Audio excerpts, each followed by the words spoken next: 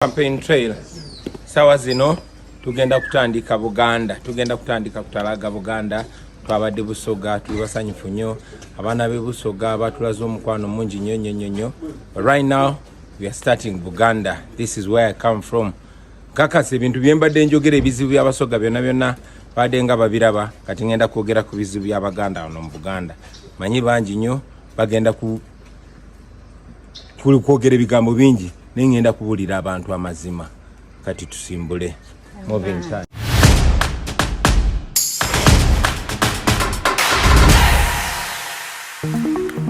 Williams broadcast nange Williams nkwaniriza tuli ku 2026 elections update nange Williams wono gosinzira okugoberera webale nnyo oberera ddala of course mu kibuga Kampala amataba era ng'omusanga abantu bakutaddeku mukulu hamu omugagga mu kibuga webwe waddimu eri okutereeza na kivubo channel. Ateranga nemu malala bwe mbasina tukawali ku updates za elections. Of course this one is also a part of the election updates we're giving. Honorable Nakandi nga independent agenda kwesimbawo Nakawa East awalina okubeera Waiso Mufumbiro ali mu komera mu kiseera kino kinajjukira nti ono yali yeegwanyiza kyakubeera mubaka omukyala ku lwa national platform mu kibuga Kampala bwe byaggwa byali kyagenda maaso process n'agamba yagikubamu ebituli process ya national platform n'ebirala olunaku lwaleero tutegeezezza nga bannamawulire mbu agenda kujja independent nti era ekifo ekyo kyetaagamu ye. Amawulire amalala ge g'okuba nti abantu bateebereza abamu abali mu nkuubo ezo corridors of power bagamba nti Flavia Namulindwa mbu ayinza okuba ajja kubbulukuka ng'aweereddwa kaadi ku kifo ekimu abamu bagamba n'okugamba nti nno Gomba East Woman MP ku district bikyali byambu ate ne mu side ez'Emityana mbu Joyce baagala nga bwe yatusuubiza nti agenda tubulira ekiddako mbu abadde akyalindiridde olukuŋŋaana lwa national platform okulaba bwe munaatambula mu bitundu by'Emityana alyoka alangirira ekiddako. Nze Williams tuli ku Williams broadcast katugende ku kisingira ddala obunene. Mitembo His Excellency Robert Kyagulanyi Ssentamu aka Bobi Wine abadde mu Busujju Emityana gwagaberera Williams broadcast nakakasizza nti okuyita mu mitendera gyonna egy'enjawulo ne mu bitundu eby'enjawulo nfuna bakigatto abasobola okumbuulira wadde ng'essimu zaabwe bambi ayiteero nnyo tekino nnyo sigezaako kukakkanya balina tekino na itel obwedda baŋŋamba tugezaako okusindikira naye ebintu tebijja neesooka otegeere baani be nafunye abantu abamu nzaalwa zeeri sayidi z'Emityana sayidi eri Buswa Bulongo kkirira munda eyo Namutamba actually tandikira Bulera yambuka Kalangaalo Kiryokya vaayo okomawo e Bulera banga agenda e Buyambi kwata awe bakijjulula genda paka Namutamba kakati ati komawo e Buyambi leega paka Namutamba ku Majaani abeeyo bakigatto abamu kati nga bakolera mu Mityana tax park abamu bakolera mu Mityana mu maduuka awo kakati ane wabaawo side zeene Gomba yitire eno biyita Kiriri genda manya Gombe Kiriri genda Mpenja wuyo Buyinja Butole wuyo Mutaba Kayembe kwate yajjajja nabadda mu Buyaawo yitayo wansi Ekimwanyi Ngalagala actually Ngalagala Kimwanyi Maanyi Busujju nabo ne mbagamba njagala amawulire abaana baŋŋambye gwe ne mbagamba mujubisa baŋŋambye omusajja alina amaanyi omusajja alina amasannyalaze atuyiseeko ku maduuka wano ffenna ne tufa ekitiibwa ne bagamba ali gwe muŋŋamba nti His Excellency Robert Kyagulanyi Ssentamu on a serious note abantu abasinga nafunyeeko bagayi bange bemmanyi twagenda nga ne tukola talent searches mu side za Eastern Region we went to Ujiri twagenda Bugundi Kamuli twagendeyo side ze Mayuge eyo yonna twagendayo ko ne tugenda up to actually Mbale Tororo the other side kati kyenkola bemmanyiiko eyo ntera obbabuuza limwa abeebusoga bo bambuulira ebyabo ku mulundi guno abaana bajubisizza baŋŋambye Bamutebi Bamiiro baŋŋambye gwe Kyagulanyi mbw alina amasannyalaze William Gwoga Wakanya nze ndi munnamawulire ndi wa TV but on a serious note Kyagulanyi Ssentamu kyonna ky'oyagala okukkiriza kikkirize nga bukyali kuba ne bw'onaasigala ng'okigaana mazima gali nti omusajja Katonda simanyi we yatuula kumugamba nti kale kino kyekiseera kye and beyond ekiseera kye and the power surrounding himself the sparks around him ekisinga okumufuula ow'enjawulo nze kyenjikiriza kye kino nze nsonga kwayimirira olunaku lwaleero gwagoberera Williams broadcast ne update za 2026 elections of Uganda ojja kwekalanga nti obadde okimanyi nti waliwo budget eyafuluma budget eyo mu kufuluma batuyisaamu oluntu batuyisaamu William are you ready to work ne mbagamba olaba nyambala bwambazi ka t-shirt kano abantu ne batusa ne babisala ebigambo bwoba ne bayisaamu olukomaawo ne bayisaamu olukoma budget yebaddewo ya National Resistance Movement NRM actually nga budget eyo eri all 360 from the guru side ya mama side eno mu bufunze sente ezifulumiziddwa ku bantu abagenda okukuba ekikopo abalala nga bakitandika dda nyingi nnyo ku side ya NRM okusobola okukola propaganda, damage control, public relations, media relations. Sente zafuluma ge mazima bw'oba wagaana kululwo point kiki njagala okutuukako kyekyokuba nti wadde sente ezo zafuluma media space, media share, media coverage is taken over by the national unity platform. Just watch all of us who do content creation on YouTube. Listen to us whenever we go live on TikTok, Twitch. Just go through across the board online. Algorithms will bring you Kyagulanyi Center. Go to socialblade.com and search for the names most trending in regards to the politics of our country, Uganda, in regards to the personalities of politics practitioners, etc. Wowe omwana ngambye miro nangamba gwe ate bali abana bajubisa abana ba Kyagulanyi mwanda make ekintu kimu kyokka ne mugamba miro nkimanyi nasomako naawe bwinja butoole tokijubisa nagamba kati ate gwe tukizegedde olabika olwanyisa mitembo olwanyisa Robert Kyagulanyi Center Kyagulanyi omulabe bwayise wano omulabye gwe ne mugamba nze mbadde webbuye nagamba ffe tubadde busujju nze mbadde ku dduuka maama gundi nampita. It is a good commentary and just kind of painting a picture of what I've been able to listen from my reporters. Ate jjukira mbune mu side eno nyinayo ba reporters bange obadde okimanyi nti neno mbanyi nayo ba reporters bange ebyo nabyo kyagenda mu maaso ate ogenda okulaba Jose Makula from California ngakuweereza link akuweereza clips oba oli awo ngate Nasolo is a good reporter Cole Berarika Charles Musoke California mimi abamu beetaaga kugoba but on a serious note election updates of Uganda omulamwa gwa video eno guli about guys. I know egoism can be there, it's always been there, pride is always been there, jealous can be there, anything can be there that you can put a call against the human being. Let us sit down, breathe in, get in, actually in, out, in, out. Tell yourself nti tojja kaaba. I'm talking to the haters. Gamba sijja kaaba omulundi gumu, sijja kaaba emirundi ebiri. Okkiriza ogambe nti okay, Kyagulanyi yaliko, Kyagulanyi amazima yaliko, amazima Kyagulanyi yaliko. I'm emphasizing the fact that taliiko bubeezi nga Kivulu to enjoy his presence, his accent, his communication, the way he communicates. No. My opinion is that people are tired. People are tired. That is my conclusion. People are tired and people no longer want to know. Just omulabye ku digi ayiteri mu bbanga nenga Mitembo ono agenda okuwangulira bwana alimu okumpa obwa UCC. Mitembo ono musalidde magezi ki? Mitembo ayiteri mu bire. Mitembo mukubira mugamba Mitembo munesimu nga sikyakufuna. Mitembo naga mubeere, of course ndamukubirako, I'm just being sarcastic. Mubeere yo ne beere tibo mwandi mweyita be right si mubeere eri tiza mwe ne mugamba Mitembo mpaye ekifo nagamba okujjako bwero si wano. Mityana awumye ndabye innocent Hillary Chiyaga Dr. the man Hildaman holding a microphone and instructing and guiding the multitudes to sing aze ngamba bannange nkitegedde lwaki wamma ntimanya aze wololo aze. Forgive me for the ambience, the motorcars that are passing. Ndi wano bayitawo Fairlex. This is the Fairlex Circle, the other side, Fairlex Parkway, the other side, still in Fairfax County, in Virginia, Washington, D.C. is the other side, and Maryland this way. Yeah, that is it. We are in the United States of America getting the bits of proceedings from Uganda regarding the campaigns of President. Akati, kinajjukirwa.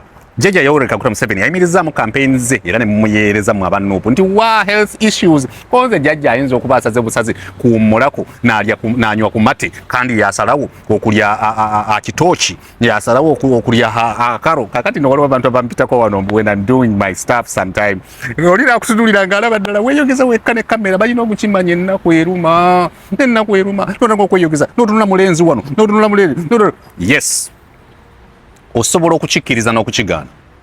The update I am having, actually, Yugaman, thank you. I appreciate you gave me some good good research of statistics in terms of percentage of how Kyagulanyi is faring vis-a-vis other candidates, the other 7, because there are 8 presidential candidates standing from different political parties. But I'm having good percentages of how they are faring right now. How people are faring, and Kyagulanyi definitely. William okubira Kyagulanyi ekikopo twabamanya. Media space is taken over by Kyagulanyi. Fortunately or unfortunately, Kyagulanyi is not paying a penny. What is paying for Kyagulanyi's media coverage is of course, the opinion he's driving. He has an opinion that Uganda needs change. Is overdue. The change of Uganda's status quo is overdue. Another payment for as long as for reason as to why Kyagulanyi is getting all this media attention is because, of course, this is close to what I've just said, is because of the cost of living, infrastructure development, public service, etc. You talk in WhatsApp groups to people in TV on a level of administration, leadership, programming, production, and the presentation of those forefront ababera ku screens up. You talk to YouTubers, nibagamba de tulina kyakola katube story tukube story abamuli bamala nabagana William olabika gwovunanyizibwa ku information nibichi tutemere William gwoli ku Kyanupu nembagambe Kyanupu nkankirimuwa nze munna mawuliro omulokole wa Benin baba muno balowooza mwegwene Mordecai Molisa kwanze tetuwoli ekitu tukuba story as journalists, because as a journalist what you do is to check here who is the most trending, who is the most opinion leading, who is the most news making, and yes, single quarter the news is Robert Kyagulanyi Center at the national platform. Actually, we have had that story of Mpuga de Mapuga took news, actually took news because of Kyagulanyi and the national platform. Now we have had recent, and the most recent is Medad Lwega Segona omuteketeko omulala oyo of course ndoza naye kati abeereyo n'agamba bannaye nyina bu clip bwendi mukola muri mitwalo 5 obulala mitwalo 3 waliwo yangambye nga bamu nkambye nga William tukitegedde oyinza okubanga Kyagulanyi akusasula okube Medad kimala nengamba yije nze omulokole munna mawulire abeera ku TV. Let me get back. One time in one of the videos, I told you that whenever you see multitudes gathering to listen to someone on political rallies, just watch their body language, their facial expressions, their actions towards the person communicating. Of course, I've seen people giving him cash. Abantu abajja okulaba oyo mitembo wamu bali in love with him. It is not about manya bane mujje mubeyo ekya mubanyana abawo manya pirao wakaiso anabawo banya pirao wa mukene pirao wekiguju tunabatemera ebiguju ndikubira akakajje bira no. I talked to guys from Busoga, no, Eastern, yeah, Busoga. The guys were like, mama olo mwana mitembo undi kunzeshi undi Nebagamba mukatole mute mulimu okunkanga mitembo muli okumuwanika ino naba twasayirewo irembo liduma mayido ne mamba tulo okubimuwa onze bannaye mugendo bimuwera obwerere mitemba amanya agayino omwana yangambye owekaliro langa mitemba akaba wano yabadde wana amanyi nga mangi nnyo kati amanyi ne olusoga lwa William Megadina nkwatako Kyagulanyi simanyi kyayina. Of course, Mtegeza China, it is the timing, the right timing, and he has the mantle and the anointing. I am spiritual now. When you are in your times and you're on the right cause, you can enjoy all the support from all corners, and now just go online. Watch all YouTubers, watch the red TV stations, watch even those you know that are already driven by conscious bias or unconscious bias. Just listen to radio stations, listen to talk shows. Every now and then you'll hear questions like, and it draws back to Kyagulanyi.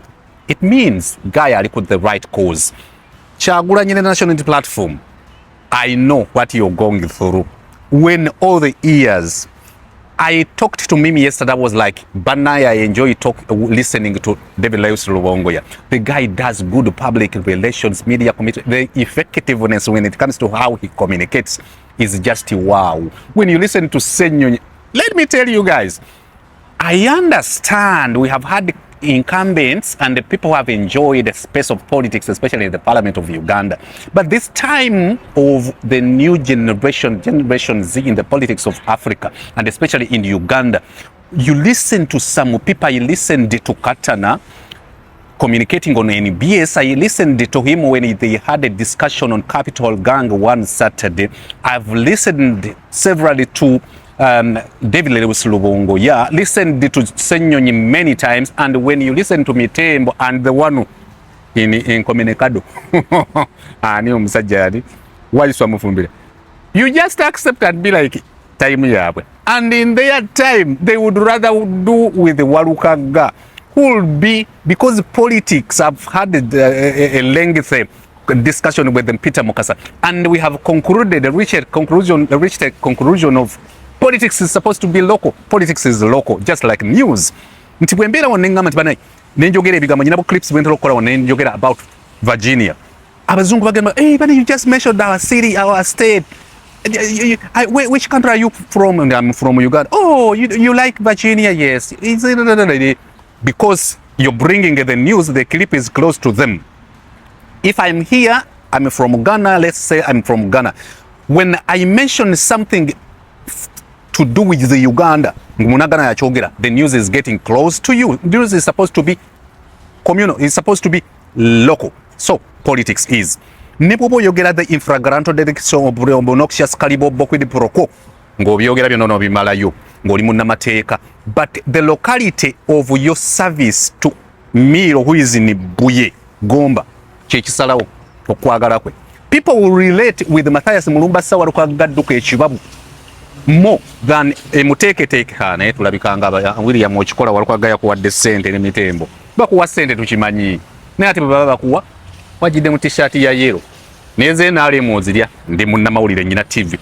People will always relate n'abantu ababasemberedde. Whenever there is a gap, a huge gap between the locals n'abo Luganda abakona b'emikwana babere kololo, that space can only be punched to meet, the two lines to meet, punch ye you know ziberamu is when you talk no bategera tunulira David Lewis Lubongoya is from Harvard, but naye ganye mulaba akirirako wano okusemberera omukulembeze wa Robert style.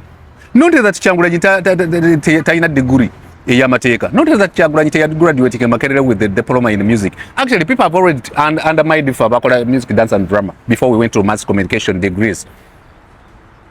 I dare some people to major in music, because at my current department of music we used to major in music and minor in either dance or drama. Major in drama like Bakatoro Bwama Abe Muchibi, then you minor in music. But music, dance and drama is not an easy course. Sit dance ono gwamula bamubalanga munyo de kwetene tonto nakaliga ndiga no mwengo muganda. See a dance gwe tusoma. No. Literature, repertoire, or melodies and rhythm patterns symbol of crotchets be to soma in music to pass no kufuna degree diploma. Sibye muulira wano mbu mwana w'abandi namunuma bwati bada. Awabatolera ko butolizi. Let me get to how politics is supposed to be local. Nyine ebintu bingi byemmanyi as technicalities and professionalism when it comes to that in communication. Sibye mwetaaga. Chovola bulumu bwengenda English nga mungamba agamba tugozunza n'okuddugala kwofaanana ng'essefuli efumba lumondo oba amanda gagenda okufumba omuceere gwa mawuledi damangu mu Luganda. Note that temumanyi Luzungu mugamba dda wano twagala ekintu kibeere nga kyaffe.